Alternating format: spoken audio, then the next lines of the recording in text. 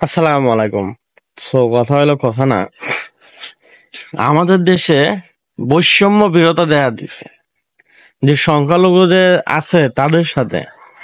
এখন আমার মনের ভিতরে যে প্রশ্ন সেটা হলো, আমাদের দেশে কিন্তু সব সংখ্যক লোকই আছে, সব ধর্মের লোক আছে।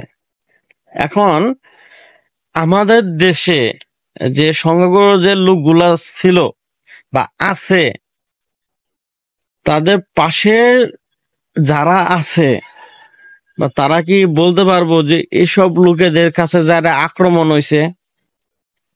এই তো মানে দুদিন ধরে দেখা যাচ্ছে যে বৈষম্য নিয়ে এরা সংখ্যালঘুদের সাথে তারা আন্দোলন করতেছে যে আমরাও তো আন্দোলনের অংশ ছিলাম, আমরাও তো তাদের সাপোর্ট ছিলাম। হ্যাঁ, আপনারাও সাপোর্ট ছিলেন, সেটা ঠিক আছে। আমরাও দেখছি যে আপনাদের ধর্মের অনেক লোকই ছিল, সব ধর্মের লোকেরাই এই আন্দোলনে ছিল, কোটা আন্দোলনে। তো মূল বিষয় যেটা হলো যে কিছু লোক আছে, সবাই না কিন্তু কিছু লোক আছে যে তাদের নাকি আক্রমণ করে।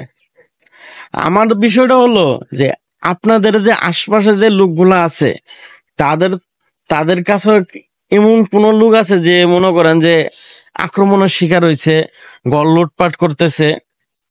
হ্যাঁ, এই লোকটা দেখবেন কি কিছু লোক আছে নিজের এলাকাতেই, যে হয়তো কোনো বিরোধ ছিল বা আপনার জায়গা জমি পছন্দ হয়েছে, এখন তার লাগবো। এখন দেখবেন কি সে কোনো না কোনো মতে কারো কাছে টাকা দিয়া বা ভাড়া কইরা আপনার কাছে আক্রমণ করাবো। কিন্তু অ্যাকচুয়ালি এই যে দেখতে পারতেছেন যে মুসলিম হোক ছাত্র সমাজ হোক, আপনাদের কিন্তু প্রোটেক্ট করার কিন্তু সব ধরনের চেষ্টা করতেছে, আপনাদের মন্দিরে দুই সেফটিতে ডিউটি করতেছে। তারপর আপনারা আজকে মাঠে নামছেন আর যে আপনাদের সংখ্যালঘুদের সাথে আক্রমণ করা হইতেছে। পাশের দেশ ভারত, এরা তো সত্য না জানে এসারেই দুনিয়া রিপোর্ট করে। যখন যে সরকার ছিল এই ক্ষমতায়, তখন কিন্তু বাংলাদেশের ছাত্রের উপর যে আক্রমণ হয়েছে এই নিউজ তারা কোনো সময় প্রকাশ করে নাই। কিন্তু আওয়ামী লীগের পুলিশের উপর যে আক্রমণগুলো হয়েছে এটা কিন্তু তারা হর হামেশায় প্রকাশ করছে, যেটা আপনাদেরও লোকেরাও এটা দেখতে পারছে। যে পাশের দেশে যে ভারতে যে তারা কি ধরনের নিউজ করে, কি ধরনের রিপোর্টার, সেটা কিন্তু আমাদের জানা হয়ে গেছে গা। তারা গুজব ছড়ায়। আর আরেকটা জিনিস হলো যে আমাদেরই দেশে এমন কিছু লোক আছে যে যেটা 5 বছর আগের ভিডিও, সেই ভিডিও গুলা এখন তারা হর হামেশা এখন খালি আপলোড করতেছে, যেটা মানুষ আরো বিভ্রান্ত হইতেছে। আমার কথা হলো, গুজবে কান না দিয়ে আপনারা সত্যতা জানুন যে আপনার এলাকায় কয়জন ক্ষতিগ্রস্ত হয়েছে, আপনার এলাকায় কয়জন আক্রমণ করছে আপনাদের ধর্মের লোকেদের, সে যে ধর্মেরই হোক।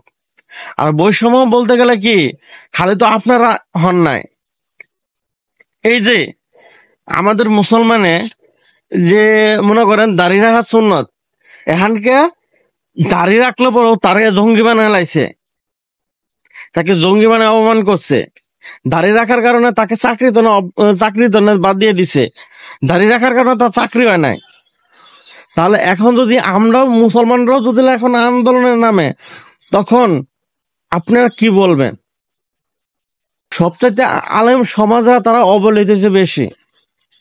আর এটা যদি বলতে যান, যদি বলেন, যদি অন্য লোকেরা বলে যে সংখ্যালঘুদের সাথে আক্রমণ করা হয়েছে, বনজ কুমার, বিপ্লব কুমার, অনেক কুমারী পুলিশের চাকরি করছে, অন্য জায়গায় চাকরি করছে, এখন তাদের যদি কেউ এটার বিচার আওতায় আনা যায় বা বিচার আওতায় আনে, তখন তো বলবেন যে সংখ্যালঘুদের সাথে অন্যায় আচরণ করতেছে, মানে ক্ষমতার বল প্রয়োগ করতেছে। কিন্তু তারা যে এই দেশের ভিতরে যে অন্যায়গুলা করছে, এগুলোর হিসাব যদি নেওয়া হয়, তখন তো বলবেন যে সংখ্যালঘুদের বিচার শুরু হয়ে গেছে গা। তখন তো এগুলা বলবেন। সত্যতা যদি না জানে, গুজবে যদি সবসময় কান দেন, তাহলে কোনটা বলবেন? সবচাইতে এই দেশের ভিতরে আলম সমাজরা বৈষম্য, সবচাইতে আলম সমাজ অবহেলিত হয়েছে, কারণ তাদের দাড়ি ছিল।